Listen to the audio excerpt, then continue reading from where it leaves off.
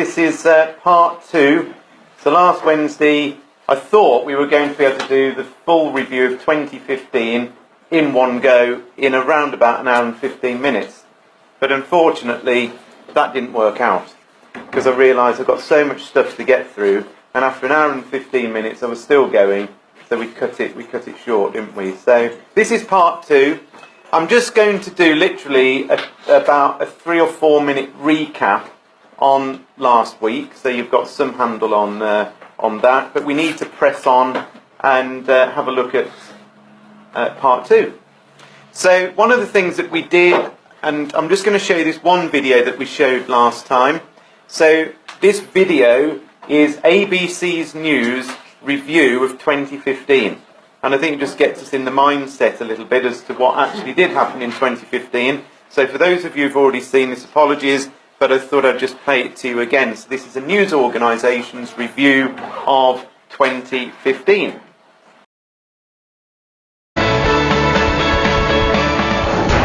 Breaking news, masked men opened fire at the offices of a controversial newspaper in Paris. 2 armed men entered the building and began opening fire. There's been a hostage taking at a kosher deli. Meanwhile, those 2 brothers suspected of the attack are holed up and cornered.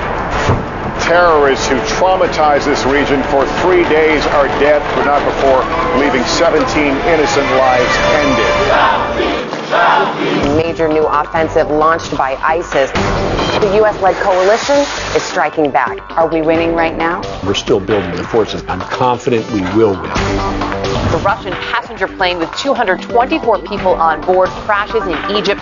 ISIS claimed it had brought down the plane. Vladimir Putin is vowing to take revenge. Devastating earthquake in Nepal. This is the race against time. Brick by brick, the desperate dig to find survivors. A growing crisis overseas, migrants trying to escape their war-torn homelands attempting to get to Europe. President Obama is strongly defending that controversial deal to halt Iran's nuclear program. It is a good deal. You guys have been bamboozled, and the American people are going to pay for that. Bamboozled, outmaneuvered, outnegotiated. Were you fleeced? There's a lot of politics going on now. Breaking news. This comes out of France, where a German wings passenger plane has crashed. Disturbing new detail. The co-pilot intentionally crashed the plane into the mountains. The terror group ISIS claims responsibility for unprecedented attacks in Paris in 6 separate but coordinated bombings and shootings. The scene of the worst carnage at the Bataclan Theater. Witnesses say they saw these shooters arrive inside and begin firing indiscriminately. An international manhunt is now underway. Police carried out a deadly raid. The suspected ringleader is in fact dead. The soul of the city is intact. They have heavy hearts, but they are not going to succumb to fear. It seems another week, another tragic mass shooting. 9 people killed in an unthinkable crime in Charleston, South Carolina. What does it say about us that in 2015 somebody walks into a church and then shoots them one by one? The White House awash in a full rainbow in celebration of the Supreme Court's historic ruling on same-sex marriage. We've made our union a little more perfect.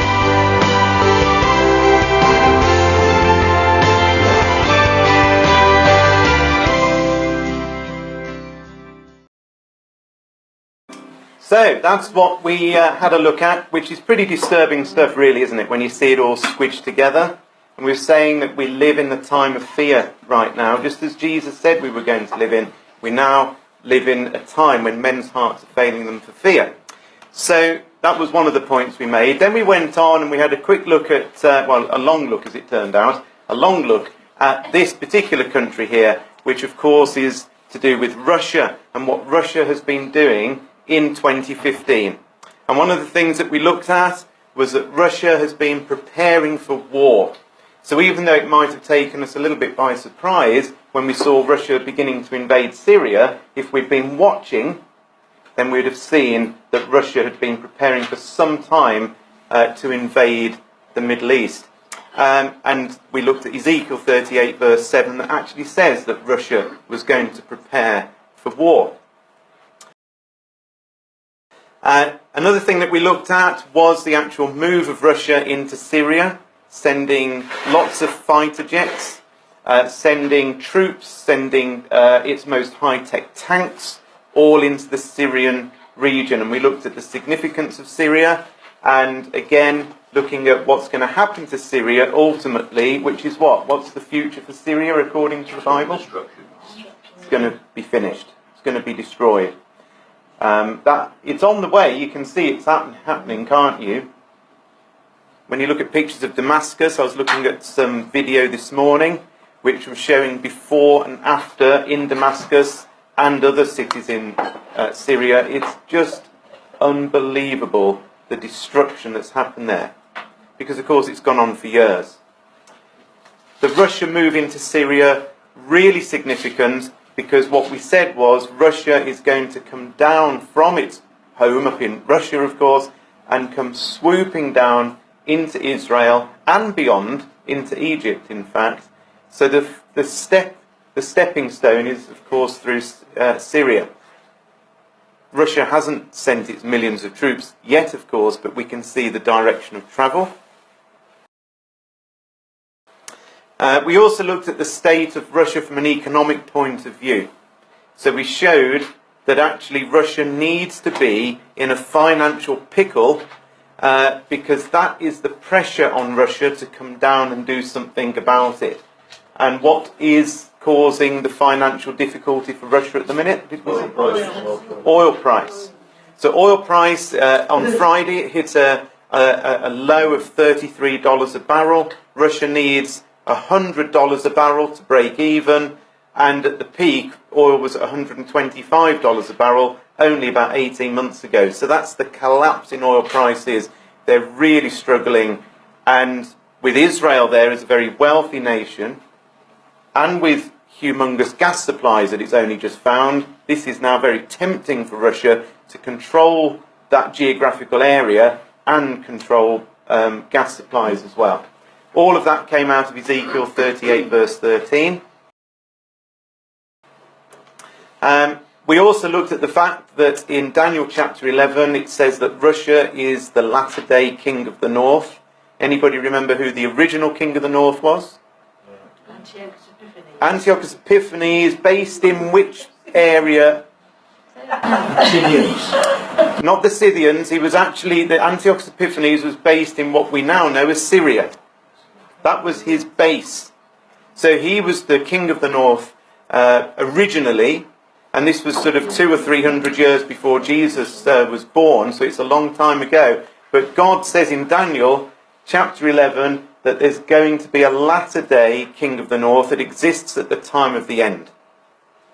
Now, of course, Russia is not Syria, but with Syria removed out the way, which is what's going to happen, that's why the mantle of the king of the north passes from Syria to Russia.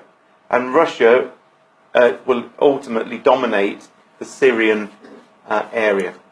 So I know we're gamboling through this very quickly, but we now move into the bit that we didn't get to. Okay, so this is pretty much where, I can't believe I've just squidged an hour and 15 minutes into no more than about 2 minutes, but just shows what can be done. So here we are. So the bit that, this is where we got to. So we're going to have a quick look at this thing here, which is Russia, the Bible says, will be protecting Iran. So come and have a look at Ezekiel 38. So in Ezekiel 38, just to remind you that in verse 2, we're talking about a Russian leader. So when it says, Son of man, set thy face against Gog of the land of Magog, chief prince of Meshech and Tubal, and prophesy against him. Gog is a man. He was a real and historical figure from a long, long, long time ago. But this is a latter-day man. And we know that because of verse 8 that we'll look at in a minute. So this is a man that exists at the time of the end, who is called Gog, and this man Gog lives in the land of Magog, chief prince of Meshech and Tubal. Magog, Meshech and Tubal are all territories within modern-day Russia. Okay? And Gog used to, this man that existed a long time ago, basically was chief or head of or ruler of the land of Magog, which is what current southern Russia is. So Magog equals southern Russia. We know this man exists at the time of the end because in verse 8 it says, after many days you're going to be visited, and in the latter years, that means in the last years or the end of time, you're going to come into the land that's brought back from the sword and is gathered out of many people against the mountains of Israel. Well, Israel was only regathered in 1948, so Russia could not have done any of this stuff until post-1948. But the bit that we're just looking at here is in verse 7. We looked at the first bit, which was, be thou prepared, so go get yourself prepared. Get yourself ready. And what is he getting ready? Well, it's the huge army of verse 4. But notice then it says, be prepared and prepare for yourself, thou and all thy company that are assembled unto thee, and be thou a guard unto them. So the question is, well, who is Russia guarding, and who's this great company that's assembled with Russia? And the answer to that is in verse 5 and 6, because in verse 5 and 6 there's a list of nations that join Russia in invading Israel. And which nation is first on the list? Persia, exactly. And which nation is modern-day Persia? Iran. So one of the nations that Russia is going to guard is Iran, because that's part of the company. Okay, so in verse 7 it says, you and all your company that are assembled unto you, be a guard unto them.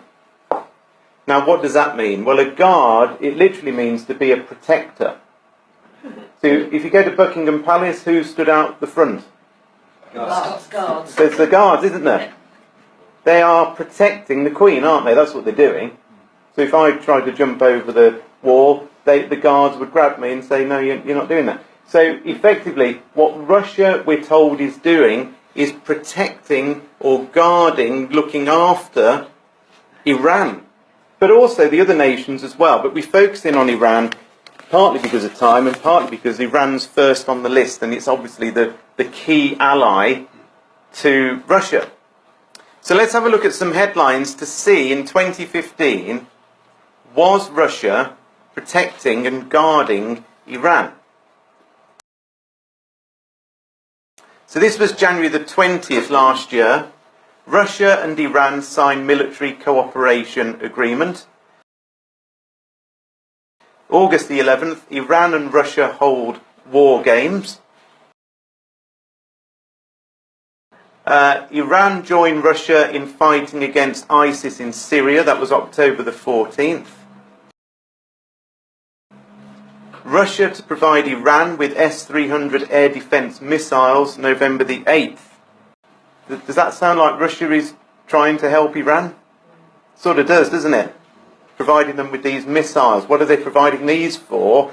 It's to stop anybody going in and bombing Iran who might not like Iran. Which nation really is not happy with Iran? Israel. They're arch enemies. But there's also another nation that Iran has fallen out with, just Saudi Arabia. So we're going to look at that in just a second as well. So it seems to me that this is happening and that God said it would happen. You know, it isn't as if we're looking at the opposite. The Bible appears to be absolutely bang on, doesn't it, in terms of what it's saying. But there was another really big news story in reference to Iran in 2015. What was the big news story, the biggest of the lot? The agreement with America.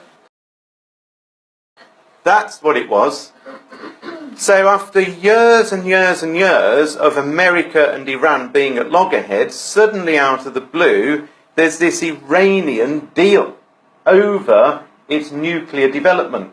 So on the one hand, you've got Russia that's supporting Iran, and on the other side, you've suddenly out of the blue, and this has been going on for 30, 40 years, the antagonism between Iran and America, I'm sure you know, suddenly Obama does a deal with this guy here. And on that introductory clip, did you see some of the senators over in America saying, you've been bamboozled?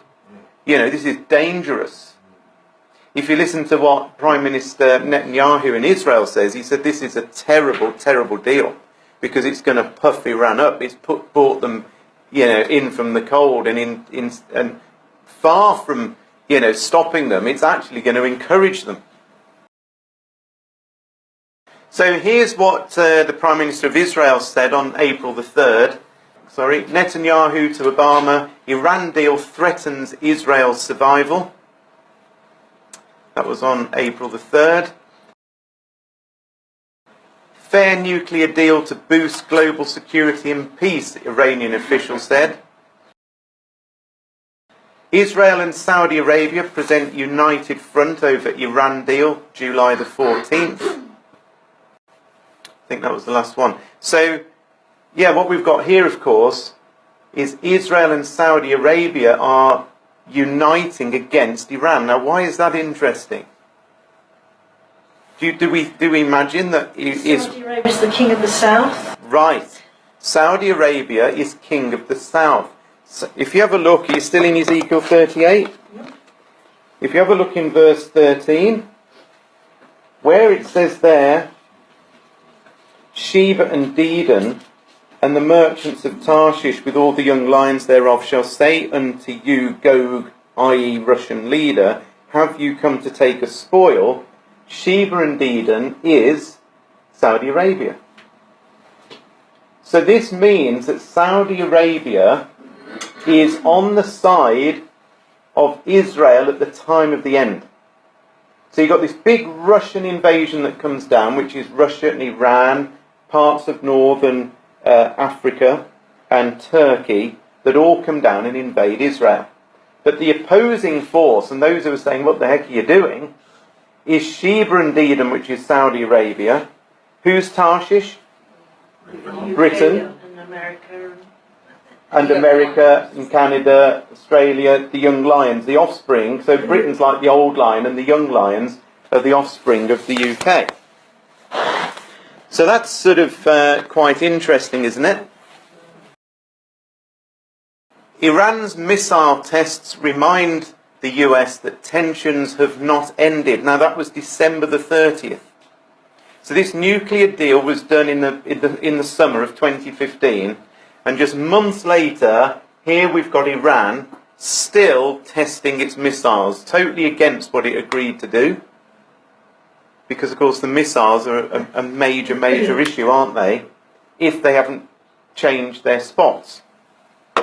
Just come and have a quick look. Keep your finger in Ezekiel 38, because we might come back to there in just a minute. But have a little look at Isaiah chapter 13.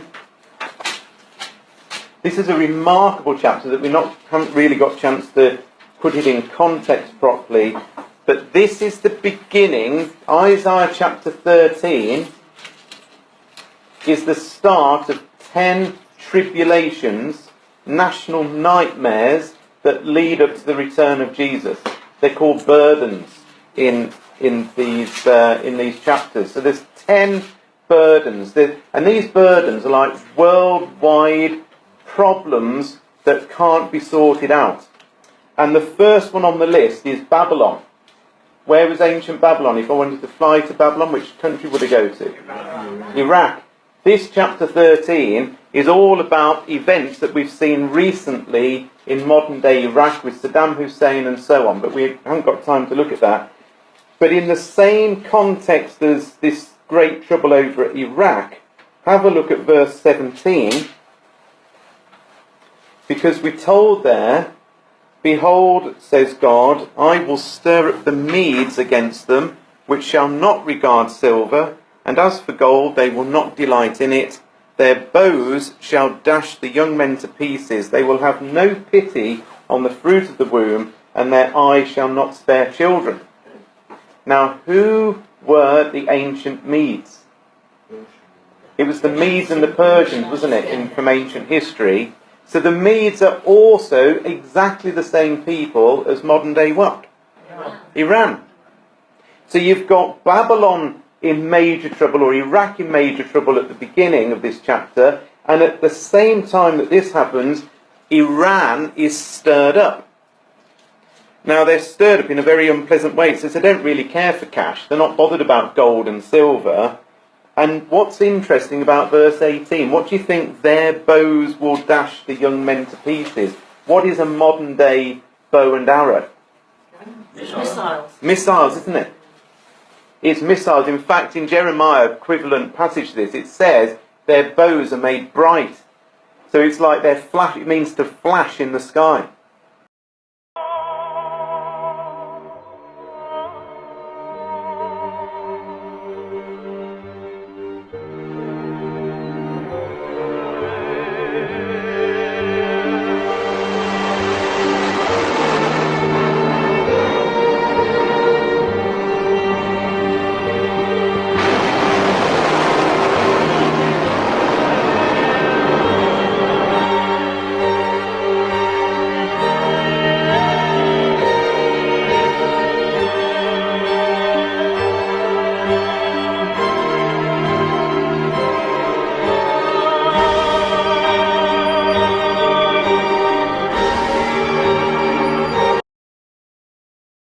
Exactly what we see the Iranians do. They fire so many missiles, testing them. They're obsessed with their missiles. They parade them up and down on a Sunday and all start cheering and clapping as these monstrous missiles are, wheeled back and forwards, and they've written death to America all over them and death to Israel.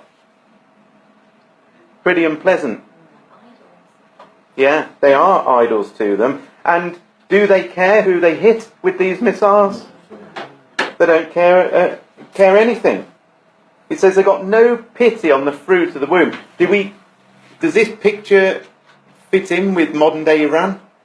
Sort of does, doesn't it? Most certainly does. But let me show you this. So this is from the 4th of January. So this is just a few days ago now. So you might have heard of this in the news. Saudi Arabia and allies square off against Iran and the rest of the world. Saudi Arabia defied the world on Monday, this is just last week, by escalating its crisis with Iran over the execution of a prominent Shia cleric, severing commercial ties and air links with the Islamic Republic amid a wave of retaliatory attacks. The Saudi Arabian foreign minister called for Iran to act like a normal country as he announced that all flights to the country would stop and all Saudi citizens banned from travelling there. Saudi Arabia's Arab allies, including Bahrain and Sudan, the latter once an ally of Tehran, announced they were withdrawing their ambassadors. This is last week. So what's happening is, because Iran has been brought in from the cold, Iran and Saudi Arabia are basically arch enemies. You wouldn't imagine they should be arch enemies, really, should you? Because they're all Muslim, aren't they? But does anybody know the big difference between Iran and Saudi Arabia? Shias and Shias. It's Shiites and Sunnis. So which one's Shia? Iran. Iran is Shia and Saudi Arabia is Sunni. So there's this now battle ideologically between these two players. America has always backed which one? Saudi Arabia, king of the south, you see. America and Britain have got military bases in Saudi Arabia. They've always backed Saudi. Who has always backed Iran? Russia. But of course, as we've just pointed out, the game suddenly changed in 2015 when Obama says, well, actually, we'll do a deal with Iran. We'll make friends with them.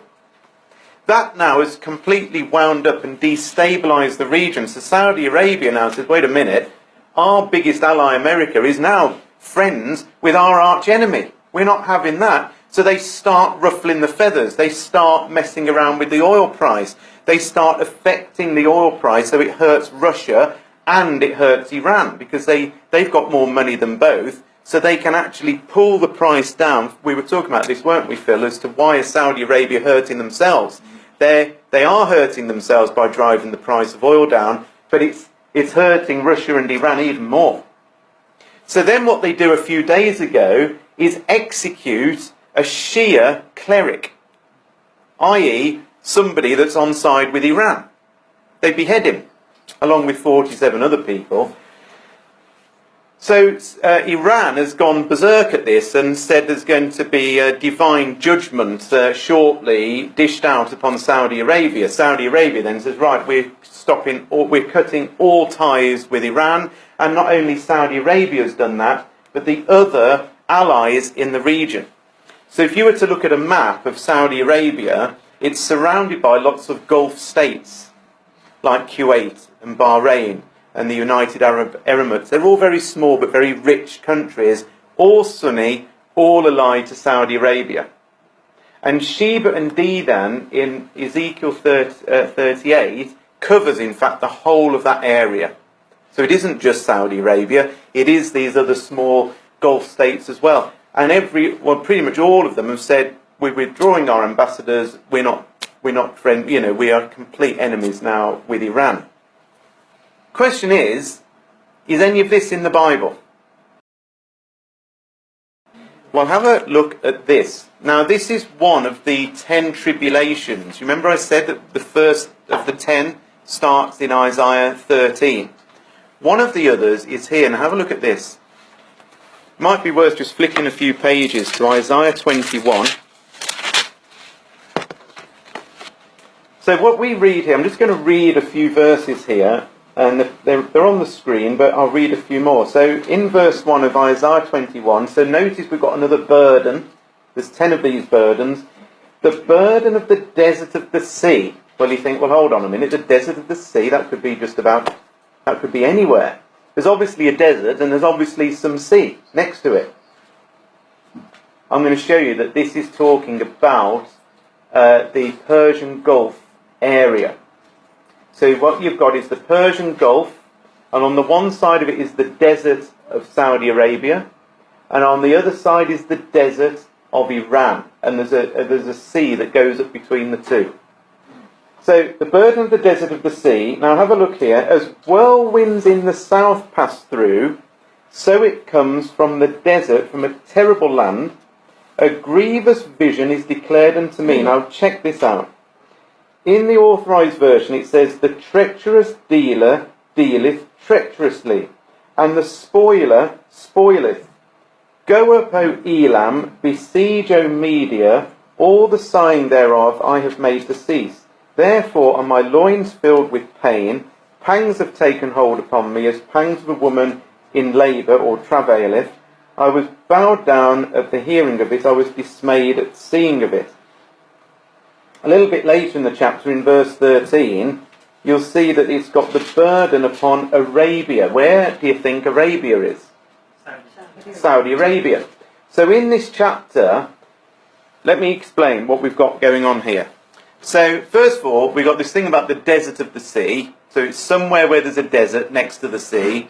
And notice we've got whirlwinds in the south. And notice it's a grievous vision about somebody that's done a deal.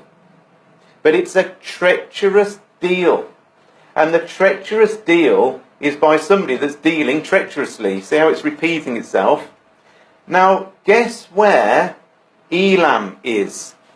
And guess where Media is? So here is Iran. There is Elam. It's in southwest Iran. And Media is just another word for the Medes, which is another word for Iran. The Medes covers this bit here, and Elam covers this bit here. Here's the Persian Gulf, look. On this side here is Saudi Arabia. On this side here is Iran. This is the sea, and on both sides it's just complete desert.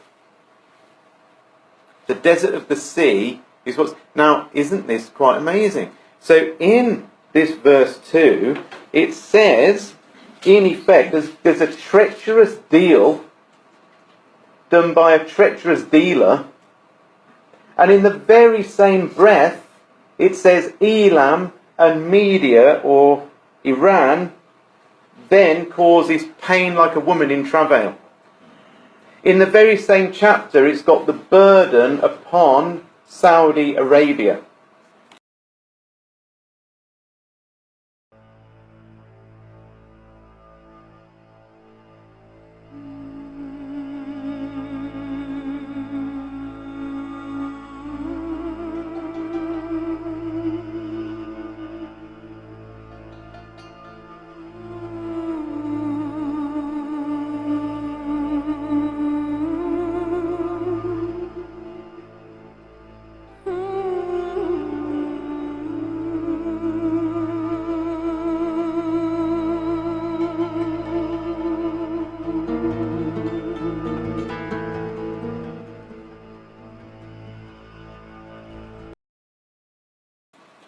So I find that quite amazing. That, do you think we've had a treacherous deal? Is that not exactly what Israel's saying? And not only Israel, but many senators within the US government are saying this has been a treacherous deal. You are not, this is not good. You're going to have this thrown back in your face. And what did we see but on December the 30th? But Iran firing its bows, its glistening missiles, carrying on in exactly the same vein as it always has. And does anybody really doubt that they've stopped trying to produce a nuclear weapon deep down under the ground, under the mountains, where they've got enormous cavernous places that they've built? Obama is basically not considering what the Bible says, which clearly does say Iran is not going to change. Iran is going to join with Russia and invade Israel. But you know something even more amazing? You see there where it says that there is, as whirlwinds in the south pass through, so it cometh from the desert, from a terrible land. Just watch this little video.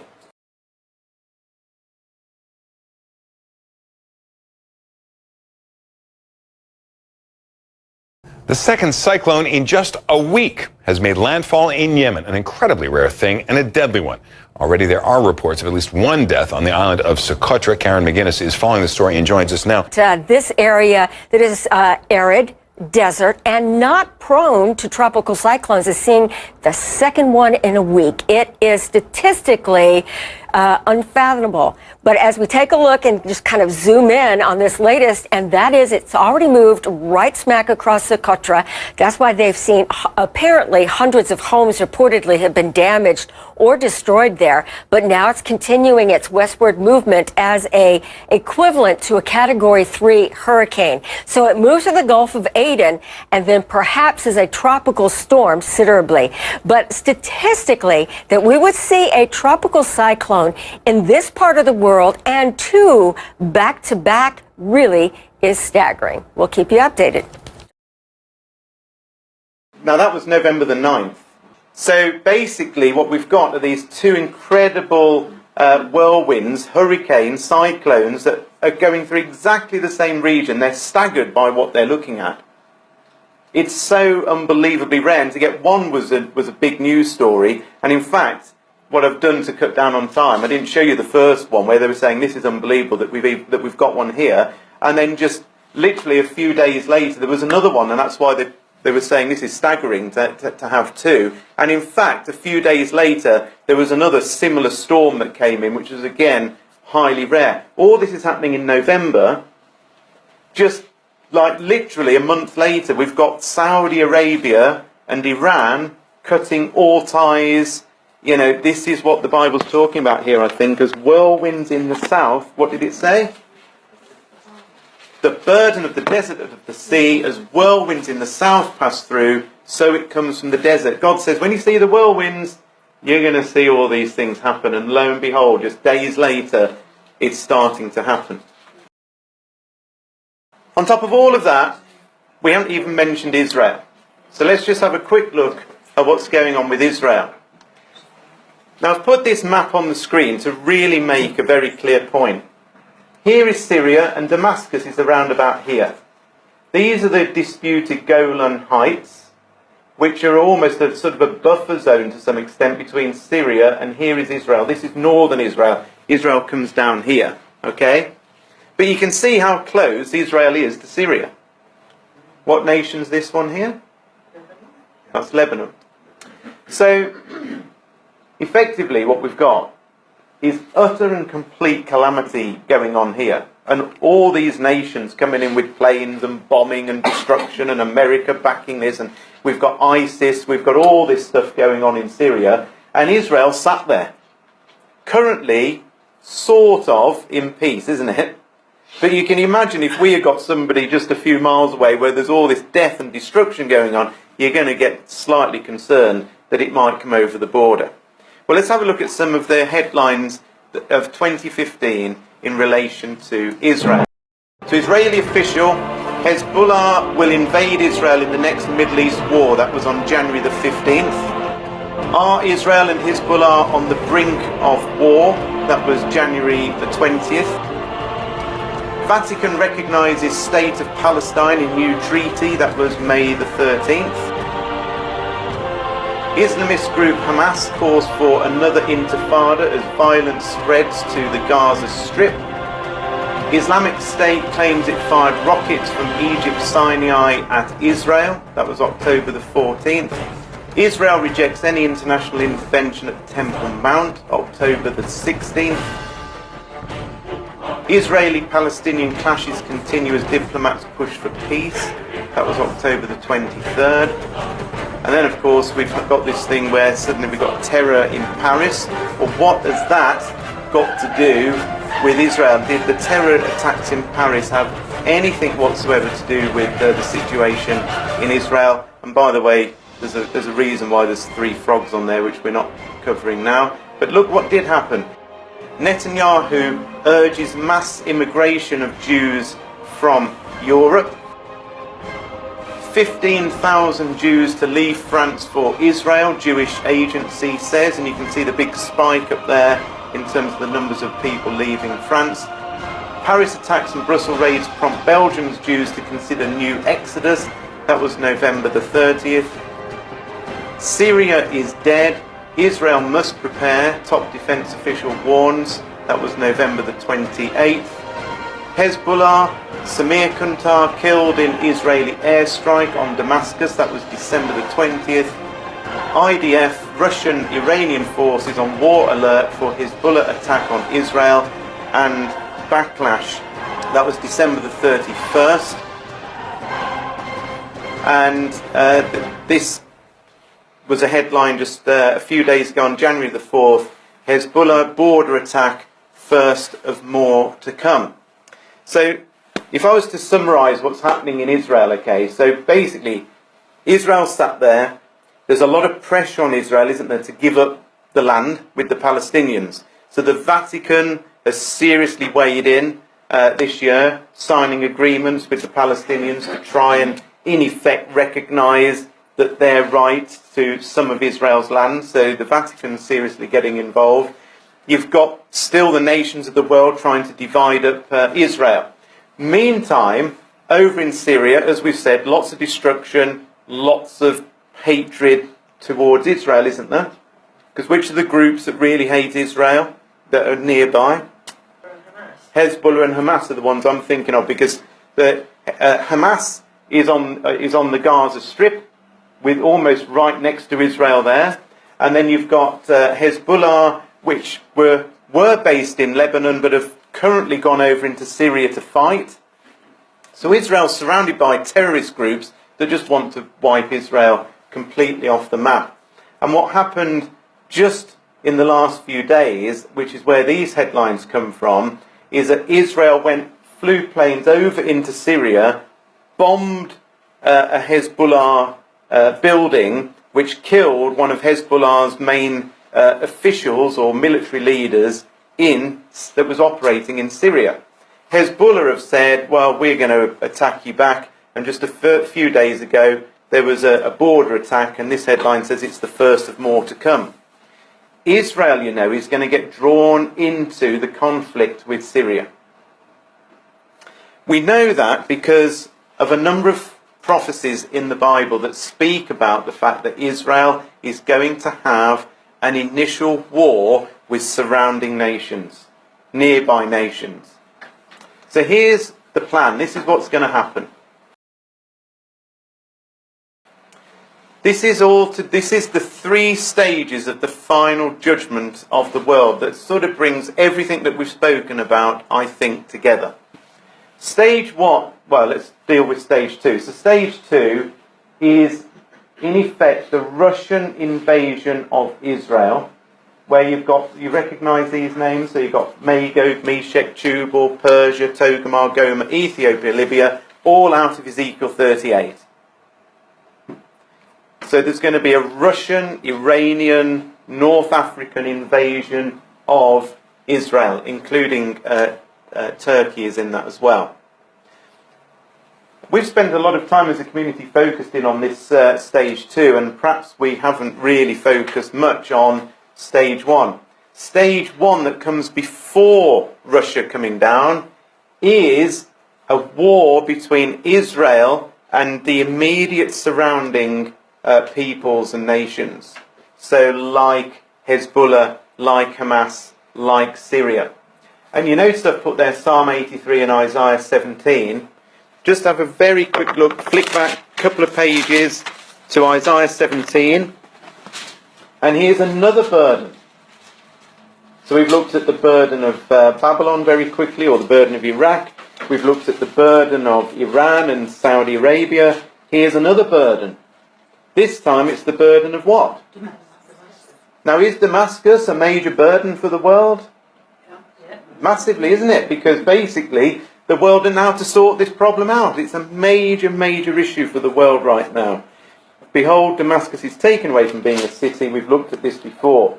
But notice in verse 3, it says, the fortress will cease from Ephraim and the kingdom from Damascus and the remnant from Syria. In verse 4, in that day it will come to pass that the glory of Jacob will be made thin, and the fatness of his flesh will wax lean. What's another word for Jacob? Israel. What's another word for Ephraim? Northern Israel, yeah. So this is saying, when Syria is no longer a kingdom, when Damascus completely is failed and removed from being a city, the fortress is going to cease from northern Israel, and Israel itself is going to be made thin. And the fatness of his flesh will wax lean. Now, what could that mean? How could a country become thin and wax lean? What's it really saying, do you think? Weakened, isn't it? It's greatly weakened, might lose some land. But certainly it's in a weakened state. Has it survived? Yeah. It has survived, only just, right. So Israel, this initial battle greatly weakens Israel. Israel survives, but then in comes this lot. Now Israel really didn't survive this, because Zechariah 14 says that Israel and Jerusalem are lost. It's ransacked, it's destroyed, it's ruined. So they survive this, they don't survive this. Ultimately, in the long term, of course they do, because who's going to intervene? God, by sending Jesus back. Just to finish this, in Isaiah 17, have a look what sort of happens at the end of the chapter. So imagine the beginning of the chapter is Syria comes to an end, Israel greatly weakened at that point. Then, in verse 12, what have we got? Woe to the multitude of many people, which make the noise of the seas, and to the rushing of nations, that make a rushing like the rushing of mighty waters. The nations will rush like the rushing of many waters, but God will rebuke them, and so on. That rushing of many waters is this here. It's the nations suddenly going swooping into the vacuum that's left. There's a great hollow vacuum that's left after stage one, and into it pour Russia and its allies. The third stage, and of course Jesus will actually appear in the clouds of heaven with power and great glory somewhere between stage 1 and stage 2. That's when Jesus is going to appear. The final stage, which we're not looking at all tonight or this morning, is effectively when Jesus has established himself as king on the earth, and then there's a war, a religious war, against Jesus by mainly Europe and Rome. So this first war is about Israel, and it's I've called them Israel's relatives. They're not actually related to all of those people, but the first stage is about Israel and its relatives. The second stage is about Israel and its riches, the spoil that Russia wants to take. The third stage is about Israel and its religion. Those are the three stages. So what we see here, of course, there's Magog, Meshech and Tubal. That's modern-day Russia coming down here into sort of Armenia. Here is Togarmah, that's Turkey. There is Iran, Persia. Here's Libya and Ethiopia. What stage am I showing you here? What's all this dark stuff? It's stage 2, isn't it? All that is stage 2. Where is stage 1? It's all this stuff right surrounding Israel. There's going to be a great big fire happen, symbolically, but there's a great big conflagration that's going to happen. And we're really close to that. That's pretty much the next thing that's going to happen. At the same time, we've got this Iranian-Saudi Arabian thing that's going on as well. But all of this is going to, at some point, be centred straight in there on Israel.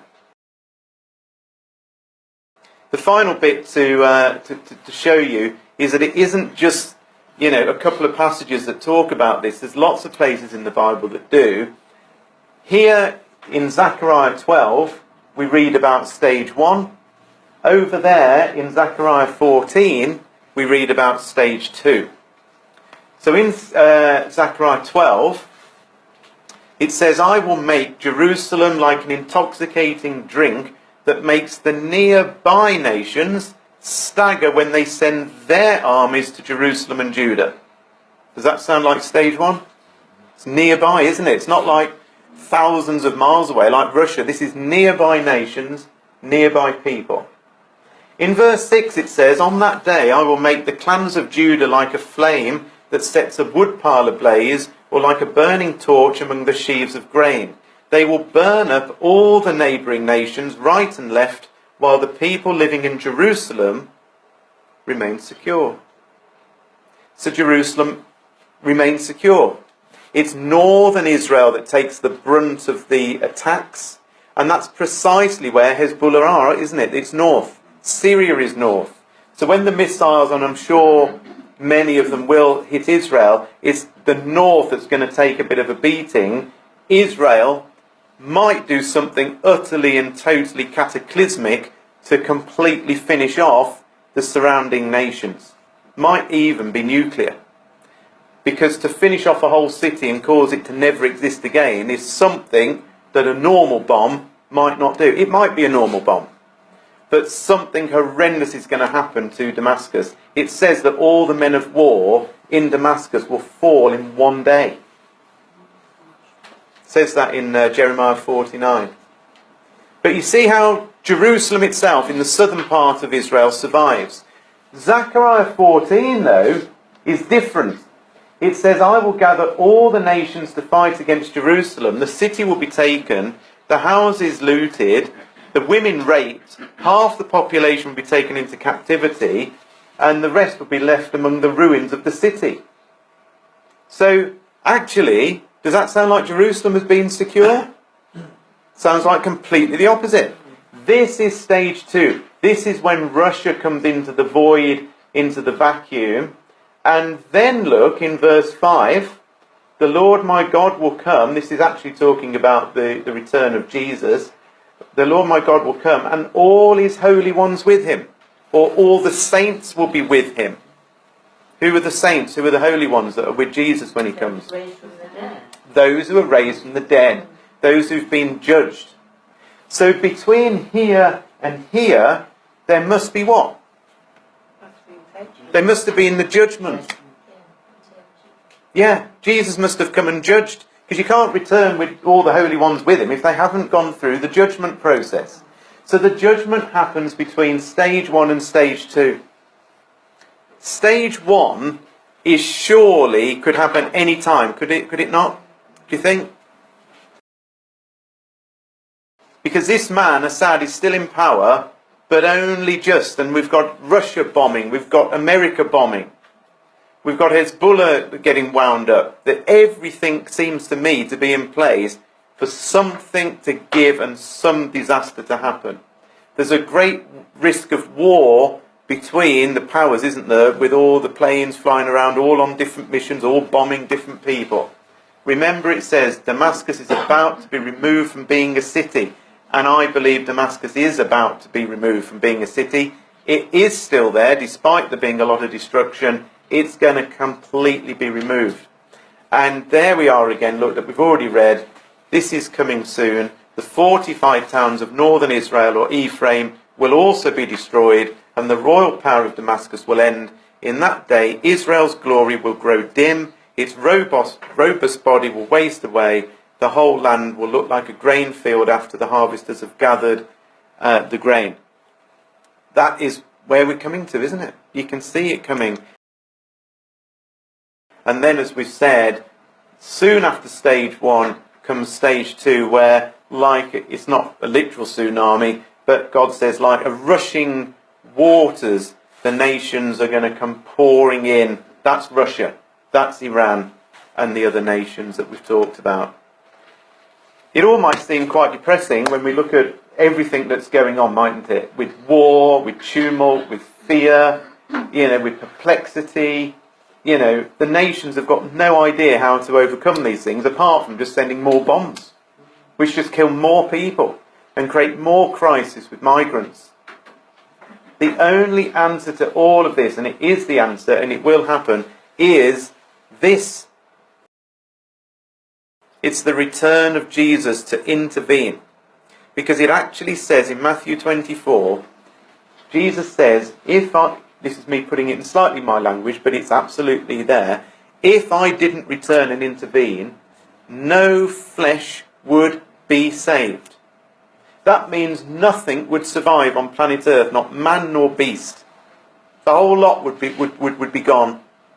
And you can see with the power of nuclear weapons exactly how, because that's on the cards, isn't it? Putin in the last few months have talked repeatedly about the possibility of using a nuclear weapon. Have you seen Hiroshima? Hiroshima was a terrifying bomb, wasn't it? Modern nuclear weapons are 40,000 times more powerful than what was dropped on Hiroshima. You imagine that? It doesn't want to be imagined. But that is the state of the world. When Jesus says, if I didn't intervene, no flesh would be saved, you can see that the world now has got the ability of bringing the whole lot to an end. It won't. Jesus will return. God's kingdom will be established. And all this horror and mess and these burdens and tribulations will come to an end when Jesus finally arrives and sets up his kingdom.